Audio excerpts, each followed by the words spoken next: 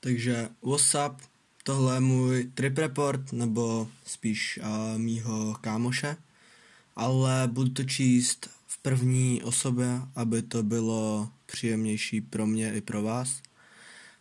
Je to trip report, kdy si kámoš vzal lisohlávky.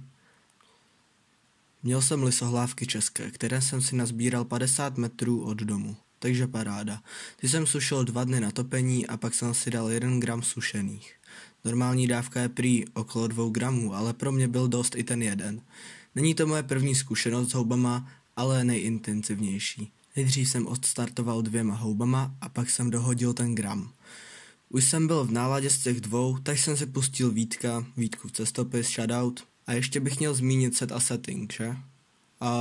Jakože byl jsem sám doma, takže ne ideální, nikdo mě nehlídal, ale taky to není nejhorší.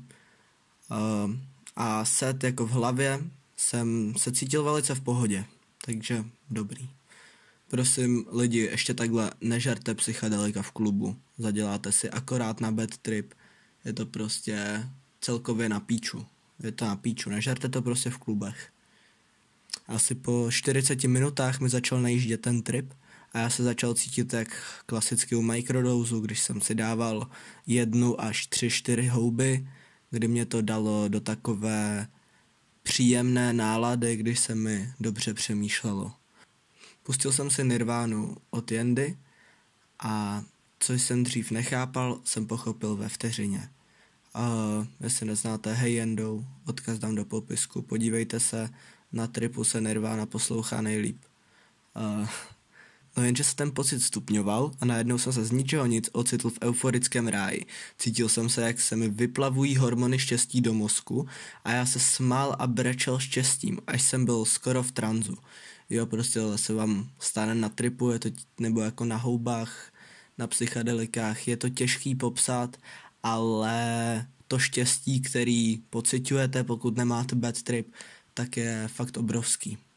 Byl jsem skoro v tranzu, nedokázal jsem pochopit své vlastní myšlenky, nechápal jsem nic, na co jsem myslel, taky jsem chvilkama byl úplně v pořádku, třeba seděl úplně normálně na sedačce a z ničeho nic jsem dostal nával štěstí, kdy jsem se začal smát, brečet a cítil jsem všechno okolo sebe, hladil jsem se po tváři nějakým tričkem, co tam leželo a přišlo mi, jak je strašně hebký. Prostě bylo to velice intenzivní a velice pěkný. Pamatuju si, že jsem seděl před tou televizí na zemi a hltal jsem každé slovo z jakéhokoliv videa a jen jsem byl rád za to, že žiju. Taky co jsem ještě hltal bylo pití, protože mi přišlo, že mám strašnou sušku. Nevím proč, ale jela mi huba, kdybych byl na M-ku. V životě se mi to nestalo. Ale jela mi huba, že jsem si dal i žvíkačku. A pil jsem, strašně moc jsem pil, fakt jsem to do sebe jako lil. A nedokázal, jednu chvíli mě strašně fascinovalo polikání. Nedokázal jsem nějak polikat, ale nějak mi to jako ani nevadilo. A každý doušek prostě té šťávy, nebo co jsem to zrovna pil, byl fakt výborný, fakt prostě úžasný, ještě jak to bylo studený, prostě super. Pak mě napadlo jít ven, tak jsem chvíli seděl na trávníku a přejížděl jsem rukou přes čerstvě posekanou trávu, která ale nebyla tak posekaná jak já. Fílovala, jak kdyby byla prostě plastová a celkově ostrá, ale nějak mi to jako nevadilo.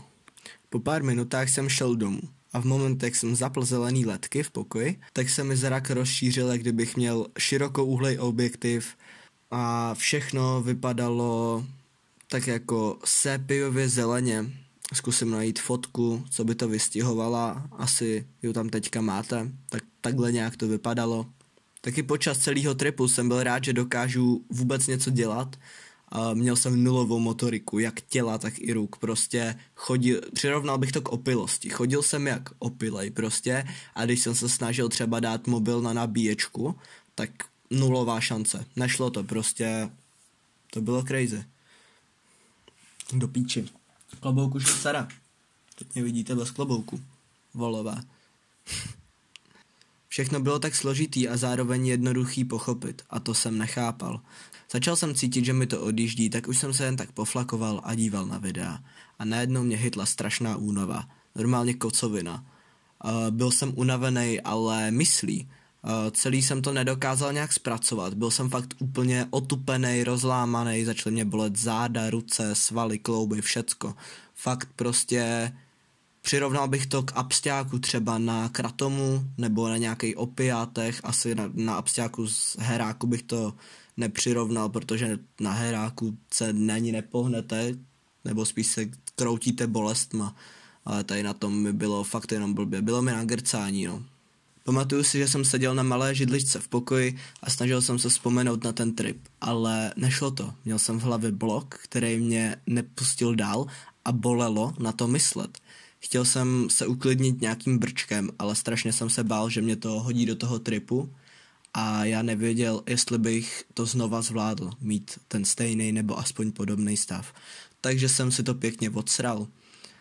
Aspoň 2 hoďky jsem takhle byl prostě, pak jsem smotnul nějakou larvu ze zbytku a z nějakého stonku a to mě hodilo zpátky do normálu.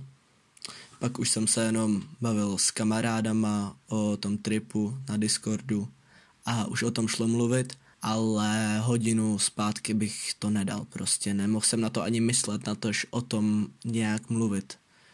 Pak už jsem jen ležel v posteli, usínal a psal tenhle scénář a hlavně jsem se snažil nějak porovnat si myšlenky, pač mi to celkem zamotala hlavou a tohle byl můj trip report, nebo spíš kamarádův. Nikoho nenabádám ani nedoporučuji nikomu užívat jakékoliv omamné látky, tohle video je čistě edukativní. Děkuji.